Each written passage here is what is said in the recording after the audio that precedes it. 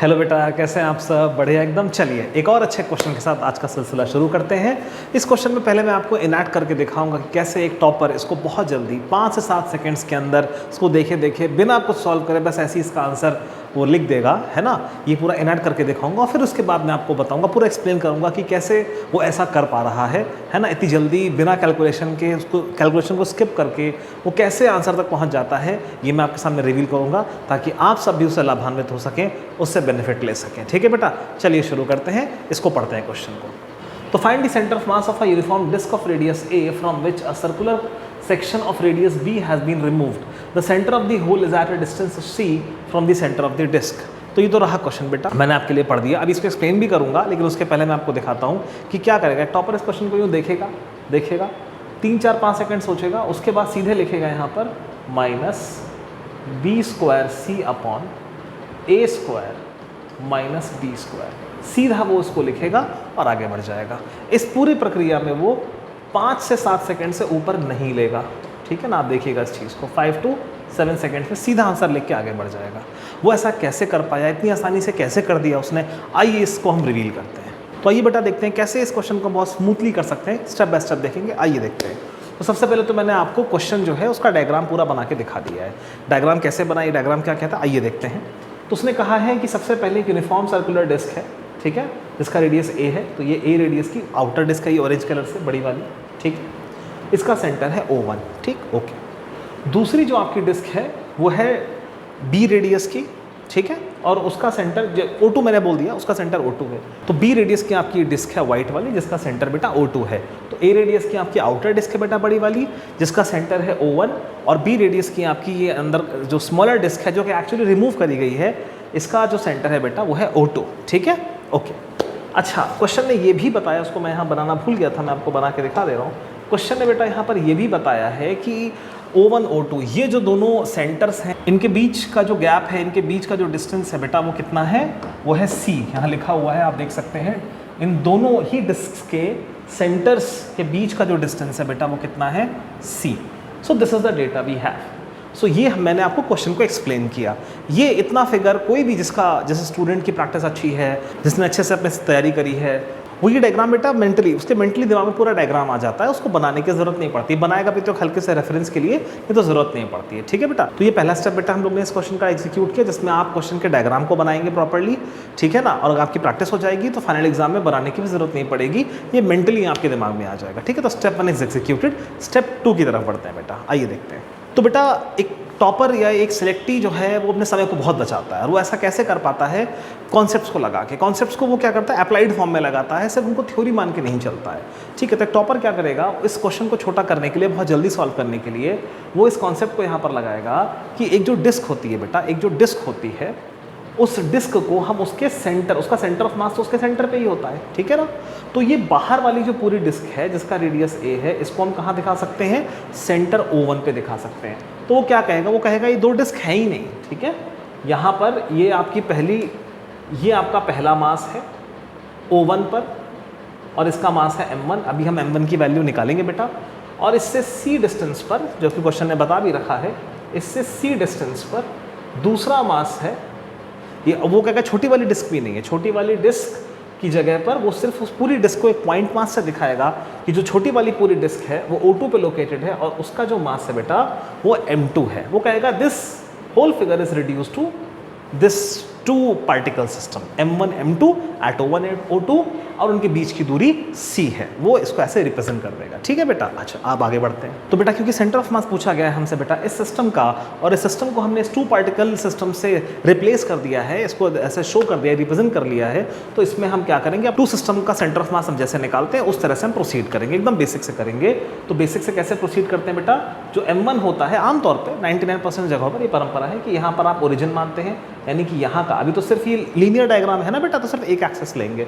तो M1 जो है वो कहाँ सिचुएटेड होगा, ओरिजिन पे, यानी कि x1 क्या होगा बेटा 0। This is the tradition, this is how it is solved. और आपका जो C दूरी पर O2 होगा, इसका कोऑर्डिनेट कितना हो जाएगा बेटा, फिर उस हिसाब से इसका कोऑर्डिनेट हो जाएगा C।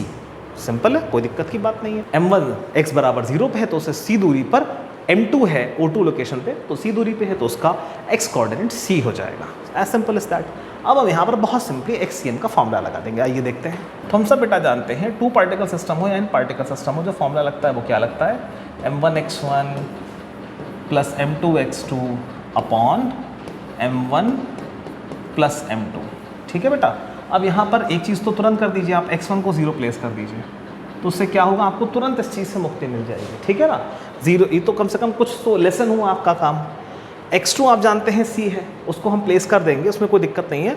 बस अब m1 m2 बचा है, m1 m2 हम और निकाल लेते हैं, बस तुरंत अगली लाइन में हमारा आंसर आ जाएगा। तो आइए निकालते हैं m1 m2। तो बेटा m1 m2 निकालना एक्चुअली में बहुत आसान चीज़ है। ये आपको क्लास 8, 9, 10 में बहुत सिखाया गया चैप्टर मेंसुरेशन में। एक डिस्क जो होती है वो एक्चुअली में वो भी एक सिलेंडर ही होती है ना, और उसका अगर हमें मास निकालना है, अगर हमें रेडियस वगैरह इन्वॉल्व करके, तो कैसे निकालेंगे आइए देखते हैं। बेटा मास ऑफ डिस्क निकालने के लिए हमने एक रैंडम डिस्क चुनी है जिसकी थिकनेस t है, जिसका रेडियस r है। ठीक है, अच्छा तो इसका हमें मास निकालना है बेटा। तो मास कैसे निकलेगा, तो देखिए, अच्छा डेंसिटी इसकी रो मान लीजिए, है ना, तो हमें एज्यूम करके चलना है।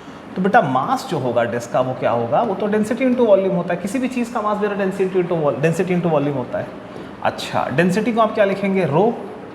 वॉल्यूम ऑफ सिलेंड्रिकल डिस्क या वॉल्यूम ऑफ सिलेंडर हमेशा हम सब जानते हैं क्या होता है बेटा, area of base into thickness, या आप हाइट कह सकते हैं, area of base into thickness. तो मास यहाँ से क्या हो जाएगा बेटा, डेंसिटी, एरिया ऑफ बेस को आप लिखेंगे पाई आर स्क्वायर टी। तो बेटा ये आपका फॉर्मूला आ गया एक डिस्क के मास का। ठीक है ना, एक ऐसी डिस्क इसका रेडियस r है। ठीक है ना, और बाकी तो थिकनेस और वो एज्यूम कर ली, ये फॉर्मूला आ गया। अच्छा तो यहाँ पर ये फॉर्मूला कैसे काम आएगा, तो मैं आपको बताता हूँ। देखिए बेटा यहाँ पर क्योंकि उसने जो भी यहाँ डिस्क इन्वॉल्व करी है सिर्फ उनके रेडियस की बात करी है, और क्योंकि इस बड़ी डिस्क से ही छोटी डिस्क निकाली गई है ना, एक ही डिस्क है, रेडियस एक ही, जिसमें से b रेडियस की डिस्क को बेटा कट करके निकाला गया है। इसका मतलब ये हुआ बेटा दोनों ही डिस्क का दोनों ही डिस्क की ना तो डेंसिटी बदलेगी, क्योंकि एक ही डिस्क से दूसरी काट के निकाली गई है, ना ही थिकनेस बदलेगी, है ना, वो भी सेम रहेगी, और नंबर तो बेटा कांस्टेंट होता ही होता है। ठीक है, तो ये तीनों चीज़ें एक तरह से कांस्टेंट हो गई। ठीक है, इनसे हमें ज़्यादा मतलब नहीं है। क्यों मतलब, और ये कटेंगे भी बेटा, ये कैंसिल आउट होंगी, बिकॉज ऊपर m2 से रो पाई टी कॉमन आएगा, नीचे m1 m2 से भी बेटा रो पाई टी कॉमन आएगा, ये एनीवेज कैंसिल आउट होंगी। ये बात एक टॉपर एक सेलेक्टिव जानता है, इसीलिए मैंने आपको स्टार्टिंग में दिखाया।